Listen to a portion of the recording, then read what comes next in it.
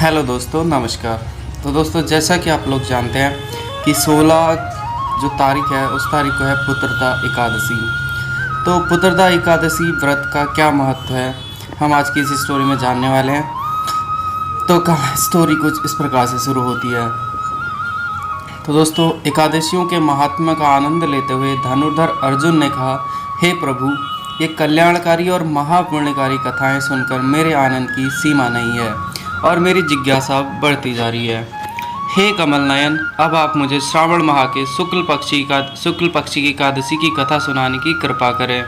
इस एकादशी का क्या नाम है तथा इसके व्रत का क्या विधान है, इसमें किस देवता का पूजन किया जाता है और इसका व्रत करने से किस फल की प्राप्ति होती है। तो भगवान श्री कृष्ण ने कहा, हे धनुर्धर, श्रावण माह के शुक्ल पक्ष की एकादशी की कथा के श्रवण मात्र से अनंत यज्ञ का फल प्राप्त होता है। हे पार्थ, द्वापर युग के आरंभ में ही महिष्मती नाम की एक नगरी थी। उस नगरी में महाजीत नाम का एक राजा राज करता था। वह पुत्रहीन था, इसलिए वह सदा दुखी रहता था। उसे वह राज्य, सुख और वैभव सभी कुछ बड़ा ही कष्टदायक प्रतीत होता था, क्योंकि पुत्र के बिना मनुष्य को इहलोक और परलोक दोनों में ही सुख नहीं मिलता है। राजा ने पुत्र प्राप्ति के बहुत उपाय किए, किंतु उसका हर उपाय निष्फल रहा।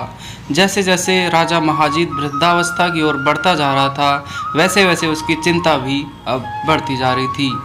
एक दिन राजा ने अपनी सभा को संबोधित करते हुए कहा, न तो मैं अपने जीवन में कोई पाप किया है और न ही अन्यायपूर्वक प्रजा से धन एकत्रित किया है, न ही कभी प्रजा को कष्ट दिया है और ना ही कभी देवता और ब्राह्मणों का निरादर किया है।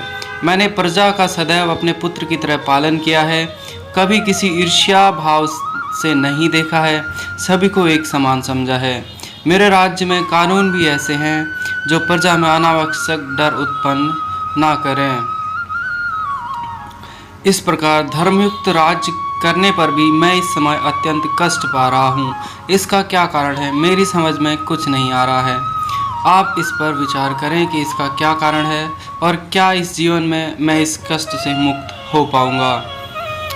राजा के इस कष्ट के निवारण के लिए मंत्री आदि सब वन को गए, ताकि वहां जाकर किसी ऋषि मुनियों को राजा का दुख बताकर कोई समाधान पा सकें। वन में जाकर उन्होंने श्रेष्ठ ऋषि मुनियों के दर्शन किए। उस वन में वयोवृद्ध और धर्म के ज्ञाता महर्षि लोमस भी रहते थे। वे सभी जन महर्षि लोमस के पास गए। उन सब ने महर्षि लोमस को दंडवत प्रणाम किया और उनके सम्मुख बैठ गए। महर्षि के दर्शन से सभी को बड़ी प्रसन्नता हुई और सब ने महर्षि लोमस से प्रार्थना की, हे देव, हमारे अहोभाग्य हैं, हमें आपके दर्शनों का सौभाग्य प्राप्त हुआ। मंत्री की बात सुनकर लोमस ऋषि ने कहा, हे मंत्रीवर, आप लोगों की विनम्रता से मैं अति प्रसन्न हूँ। आप मुझसे अपने आने का प्रयोजन करें। मैं आपके कार्य को अपने सामर्थ्य के अनुसार अवश्य ही करूँगा, क्योंकि हमारा शरीर ही परोपकार के लिए बना है। लोमस ऋषि के ऐसे मृदु वचन सुनकर मंत्री ने कहा, हे ऋषिवर, आप हमारी सभी बातों को जानने में ब्रह्मा से भी ज़्यादा समर्थ हैं, अतः आप हमारे संदेह को दूर करिए। महिष्मती नामक नगरी के हमारे महाराज महाजीत बड़े ही धर्मात्मा व प्रजा वत्सल है।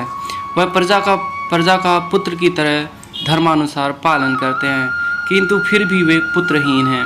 हे महामुनि, इससे वह अत्यंत दुखी रहते हैं। हम लोग उनकी प्रजा हैं, हम भी उनके दुख से दुखी हो रहे हैं, क्योंकि प्रजा का कर्तव्य है कि राजा के सुख में सुख माने और दुख में दुख माने। हमें उनके पुत्रहीन होने का अभी तक कारण ज्ञात नहीं हुआ है, इसलिए हम आपके पास आए हैं। अब आपके दर्शन करके हमको पूर्ण विश्वास है कि आप हमारा दुख अवश्य ही दूर हो जाएगा, क्योंकि महान पुरुषों के दर्शन मात्र से ही प्रत्येक कार्य की सिद्धि हो जाती है। अतः आप हमें बताने की कृपा करें कि किस विधान से हमारे महाराज पुत्रवान हो सकते हैं। हे ऋषिवर, यह आपका व हमारे राज्य की प्रजा पर बहुत ही बड़ा उपकार होगा। ऐसी करुण प्रार्थना सुनकर लोमस ऋषि नेत्र बंद करके राजा के पूर्व जन्मों पर विचार करने लगे। कुछ पलों बाद उनने विचार करके कहा, हे भद्रजनों, यह राजा पिछले जन्म में अत्यंत उद्दंड था। तथा बुरे कर्म किया करता था। उस जन्म में यह एक गांव से दूसरे गांव में घूमा करता था। एक बार ज्येष्ठ माह के शुक्ल पक्ष की एकादशी के दिन की बात है। यह 2 दिन से भूखा था।